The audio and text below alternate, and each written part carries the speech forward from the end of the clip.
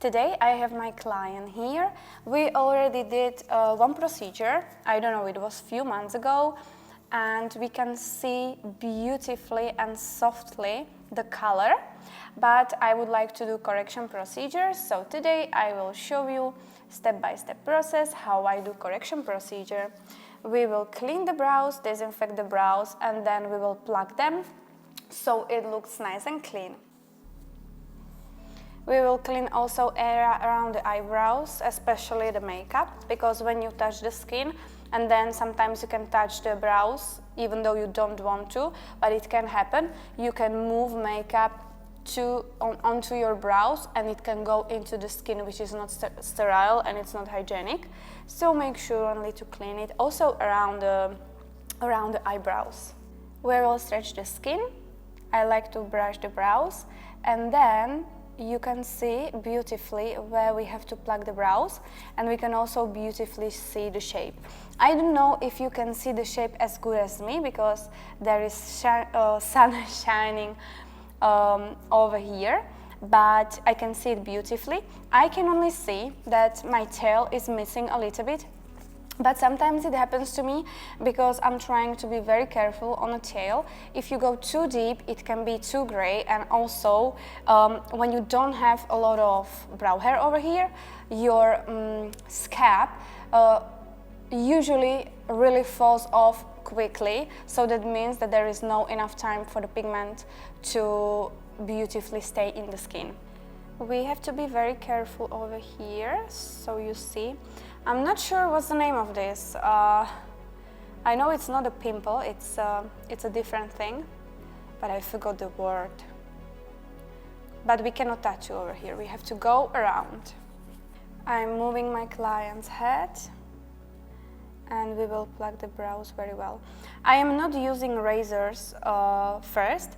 I am using a razor only after I plug the brows, because when you use the razor and brow hair is the hair is quite thick, usually what can happen is that you will see some small dots, because you will not take the whole brow hair, so that means that it's not really nice and clean, and I like to have it nice because it always looks much better. And when I'm ready, I take my razor and I very, very softly clean this part, and we will get rid of the smallest brow hair. So that means that it's beautiful and precise. And this is how your outline can pop up. And this is really what changes a lot on the pictures. Okay, now we are going to clean the other one. I hope it makes sense what I'm saying. Okay. We will clean, we will disinfect, and I will show you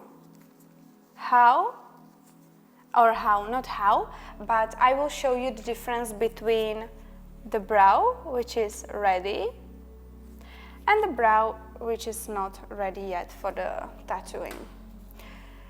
Okay, let's plug the brow. Oh no, I have to disinfect this part. Perfect. Also this way. And now we can plug the brows.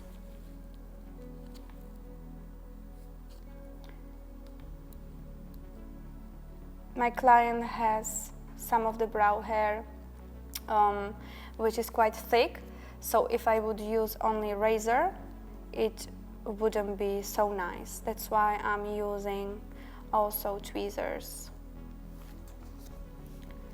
I like to stretch when I use tweezers.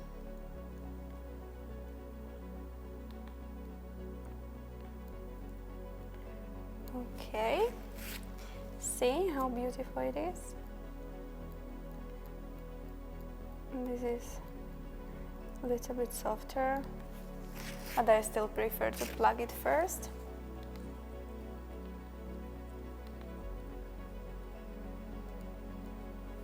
And now we will use a razor so it's beautiful and clean. Okay, this way.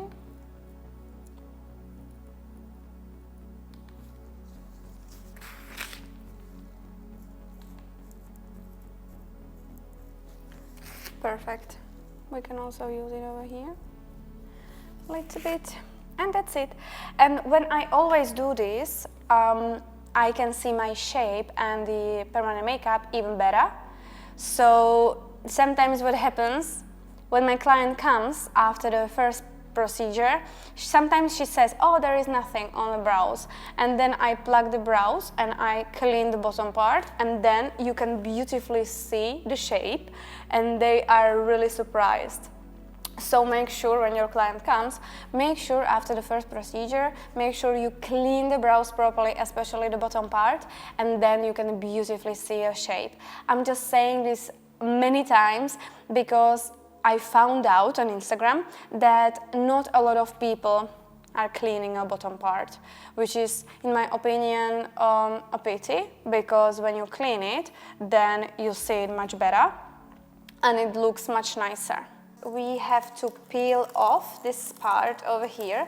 I like to peel off a bigger part always, as it gives me the freedom and flexibility to make it beautiful and straight, and I will show you how I sharpen my pencil. I never press a lot. I always go and I do it very softly, because sometimes the pencil can be a bit softer, especially when it's hot outside and when it's like hot months like summer here. And then I don't even have to press a lot and it always gets broken. So see? Now it happened. So I have to make sure I am very careful, and I have to make sure I do it really softly with a very light pressure. My shape like this, I always put my client's head towards me, and I only follow the line this way.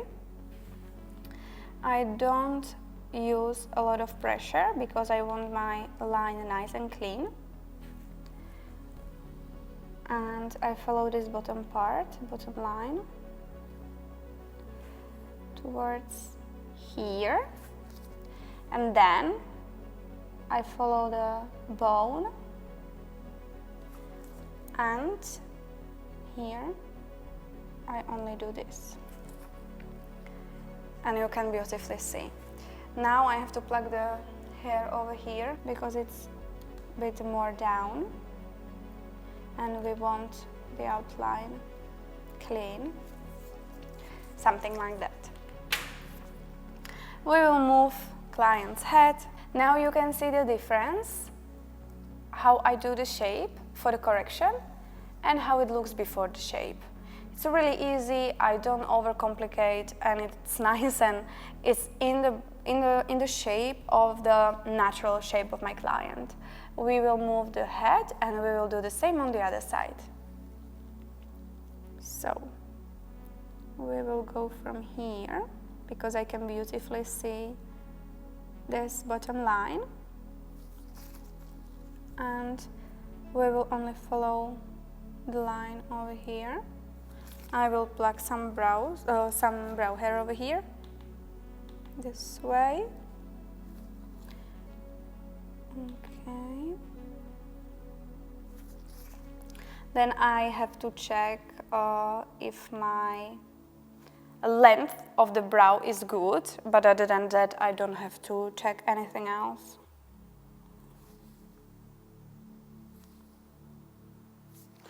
I hope you can see the old color because it looks really nice and really soft, but I'm not sure if you will see it. Okay, now we will use the sticker. Make sure this is exactly in the middle. We can see that my client has a little bit of asymmetry. Here I can see that this brow goes like this way, the bone is like this, and here the bone is like this. So that means that this brow will have a tiny bit different shape because of the bone and because of the curve of the bone. We will check this beginning, this arch and tail. Now we will go to the other side and we will do the same here. Beginning, here we can see 5 and here is number 7 and it's almost perfect. I will take the ruler this way. Do not take it up, take it more down, because then you go together with the direction of the hair, and that means that it does not hurt your client. Now we have a break. Now we already did the shape and we are going to mix the color for my client. Before I used a lighter color, and I think now, based on the hill result, I think I can go a little bit more darker. Of course, I cannot go very dark because my client is quite light, and the undertone is very good for a middle brown. Also, I have to make sure my color is not too cool and there is not a lot of carbon black, because more carbon black you have in the color is darker then. Because without the black you are not able to do dark color. So I am going to use a bit more medium brown, but it also has to be a neutral undertone of the pigment or a bit more warmer. We cannot go with a cooler one because then it can go to the grayish undertones, and I will prepare another video for you where I will show you how this can basically make the problems in the future, because sometimes when you use the color it can look nice after the healing process is done, it looks nice, but after a very short period of time pigment will become grayish, and then based on the ingredient list sometimes it's quite hard to remove it from the skin. And you can also use chemical removal or laser, it doesn't matter what, but sometimes some pigments or some color indexes, some colors, it's hard to remove them. So that's why I really pay attention to the color I use, and I think at the moment I would like to go, for example, for Chocolate Pro from Clinita, or we will do ganache, but we will make it a bit more warmer, so we will use copper. Maybe 1 drop will be more than enough. Okay, so my pigment is ready. I mixed the pigment and now we are going to do the outline. What is important regarding outline is to have a good stretching, steady hand, and make sure that you can stay basically in the same depth. You can stay in the same depth, so it's going to be nice and very, very clean. Now I will do it this way. I will do this part too, and I will check. And I always do it softer for the first time, and then I check. And based on what I see, I adjust my pressure. But we have to make sure we cannot be too deep. We cannot go too deep. And look, I was quite soft, but it looks unbelievably good. It's just perfect now. So, we will continue.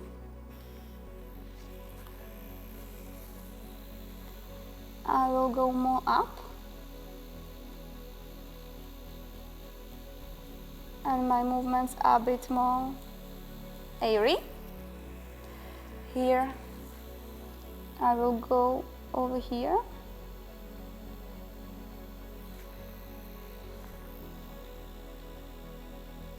And I will connect my outline this way. I will move over here, move my client's head,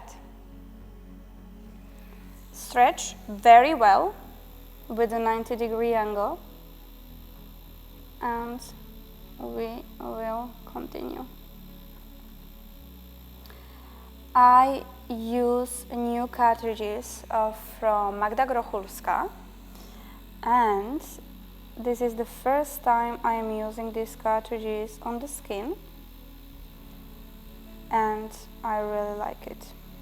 We'll see how it goes, and I will tell you my honest opinion, but from what I see, and from what I feel, I really like them. I will go over here. Very good stretching. You can see that I stretch the skin very, very well.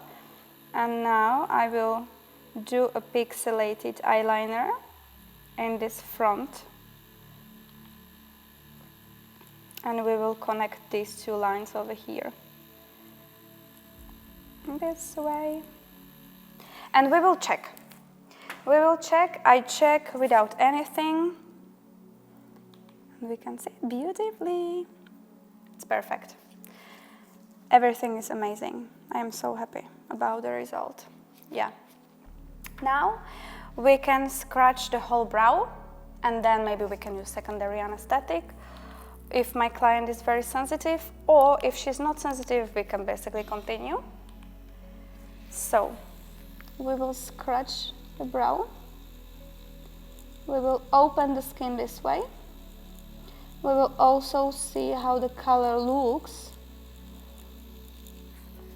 in the skin, but right now I am very satisfied with how it looks, and I have to make sure I will put a lot of pigment. Okay, moving my client's head and softly, with a very light pressure, we will open the skin this way. I will try a little bit more, like, how to say, I will try a different technique, because I found out in the last 2 years that if I do the brows very quickly, like if I try to apply pigment into the skin quickly, the brows does not have such a big inflammation and they heal nicely. So if you can, you should do the first pass, especially like very good first pass. You should do it quickly, but at the same time you have to put a lot of color into the skin, so your skin is not going to start the healing process. Because if during the procedure your skin starts healing process, it's already quite a problem, because then you are not able to implant as much pigment into the skin anymore, and the skin is starting to, I forgot the word I wanted to say. Oh, yeah, I know. The skin is trying to protect herself or itself. So, yeah. Here you can see eyebrows after the secondary anesthetic. We left it for a few minutes, and now we are going to do one very, very good pass. I have to change the speed of my machine. I use 5.5 at the moment, and we are going to do one very good, quite quick pass.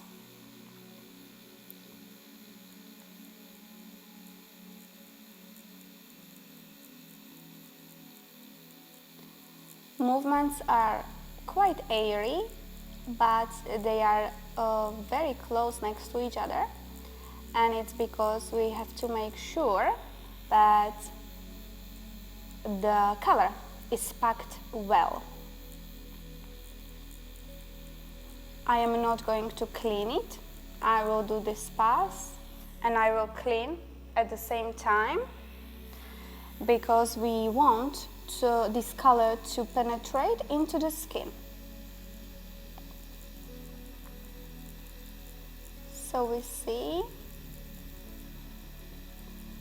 back and forth, and I will come back again.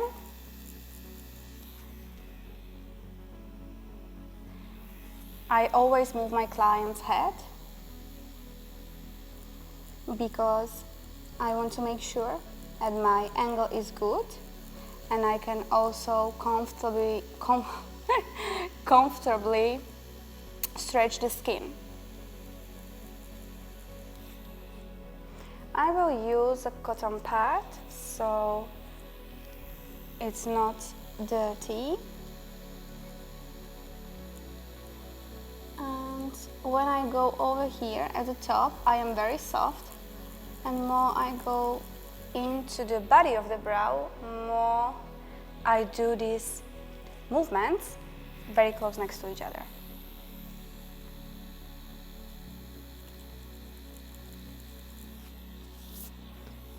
Back and forth.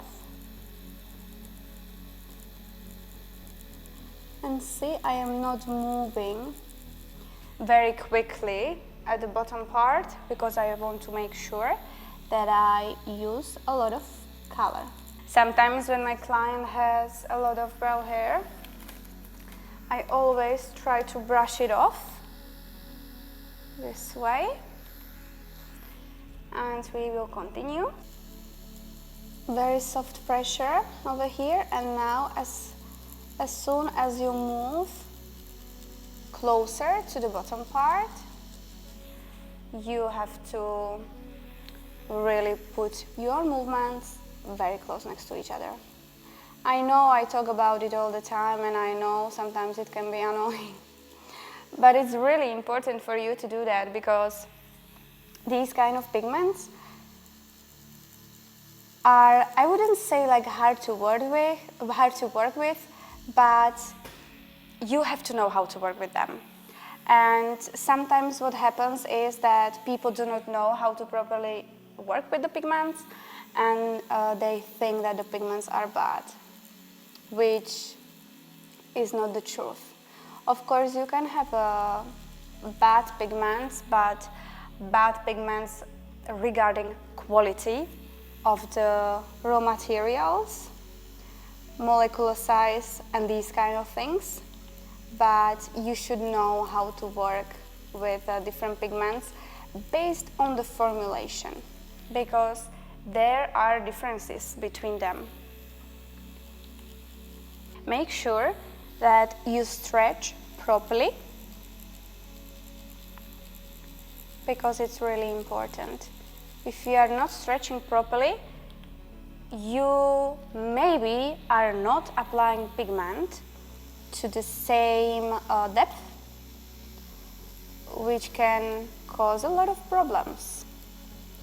If you see small grayish dots after the first procedure, for example, what can happen is that, or what is wrong, the problem is that some of your movements are a bit more lighter, and some of your movements, if it's grayish, are too harsh, and you apply pigment very deep. You shouldn't see gray color. Straight after, you cannot see it. After it heals, you shouldn't see it. Of course, sometimes you can see grayish eyebrows after some time, but if you see it straight after, or you see it when it's healed after a few weeks or few months, there is a problem and something is wrong. I like to work with this needle. I like the pixels, and I feel very comfortable.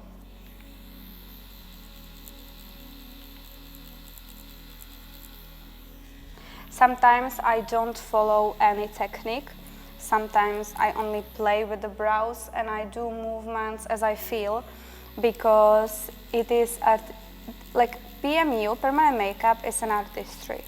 So that means that you are creating art, and there are some rules because of the pigments, but if we are talking about the artistic part of the permanent makeup, it's quite free and quite flexible, and you can create powder brows in a lot of different ways, and I don't think there is a wrong way.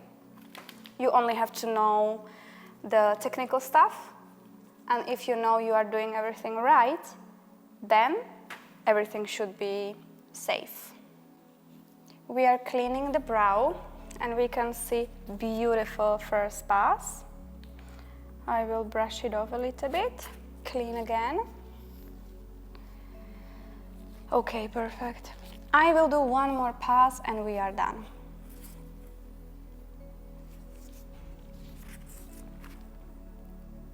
If you use a little bit darker color, then it's good because you don't have to layer it as much. And I used a little bit darker color, but I added a little bit of copper, so that means that I don't have to work so much. We will start again over here. I just add a little bit of pixels because before I was doing a tail very crisp. It was very crisp, but more I do powder brows, more I don't like it anymore. So I always add a little bit of pixels over here. And I really love this color and I think that it looks really good. But we'll see how it heals. You never know how the color will heal in the skin because we have thousands, tens of thousands, millions different undertones based on the melanin, and we are all different, so you never know how it's gonna heal. But based on your experience, you can, I think, get to know the skin and you can get to know pigments. And if you understand the pigments properly, then I think it's not as hard to choose the color, but it's also not super easy too. I really love my client's skin because I can see every small pixel, and I think that this needle is really, really good. I really love these needles.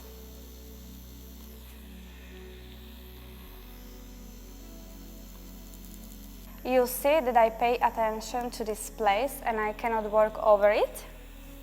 And I try to only touch this upper part a little bit because I can beautifully see the pigment straight away in the skin.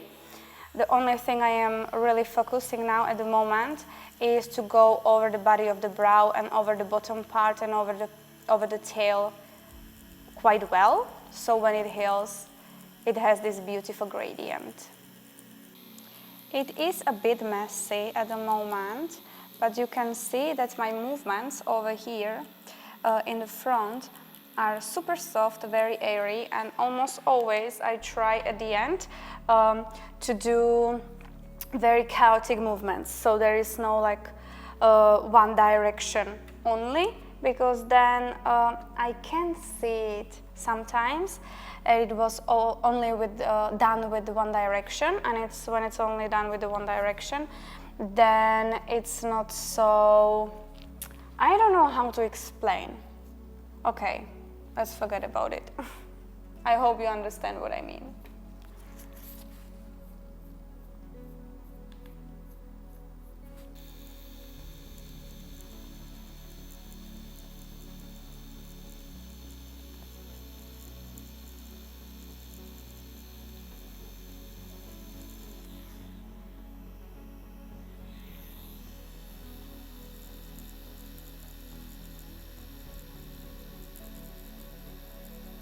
Here you can see what kind of beautiful pixels we have on the skin, and I really love Clinical pigments, and one of the reasons is I've never done such a beautiful brows with any other pigments. I've never tried all pigments in the world, of course, but what I tried, I was never as much satisfied as I am now, but you never know how good it can be if you don't try other things. And I am really, really, really surprised, and also I am very excited about the needle, because it is also about the pigments, but there is a lot of things what can influence the pigments and size of the pixel. And if you have lighter hand, or if your pressure is medium to light, then it can create beautiful pixels. You should make sure that it's not too deep, but also not too shallow, because if you would tattoo over only in the epidermis, then you know it's going to be removed from the skin, and then healed result would be really soft. I really like it. I really like the skin. It's also about the skin. Skin is almost the most important thing. If you would have very big pores and if you would have a skin like orange, you would never see such beautiful pixels, because the pores would destroy the effect. But if you have the young skin, and if you have a beautiful structure of the skin, then of course it looks much nicer. I'm not saying you are not able to create pixels like this on the older skin, thicker skin, or oily skin. I just want to explain that it's not about that. It's about maybe effect, what it creates. And if you have bumpy skin, it's not going to create such a wow effect, even though your pixel is small. But also because of the pores, it's really important how big the pores are. If you have a smaller pores, maybe you can create nice effect, but if you have really big pores, then it's quite hard.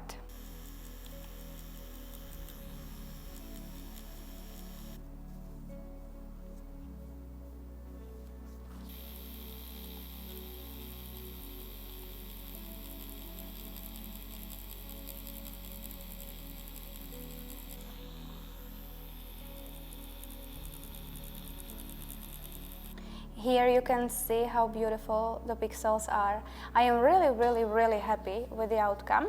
Of course, this is saturated quite a lot, but it's because we need a color in the skin. And I think it will heal very good. I really like it, and I hope you like it too. I will see you in the next video. Bye!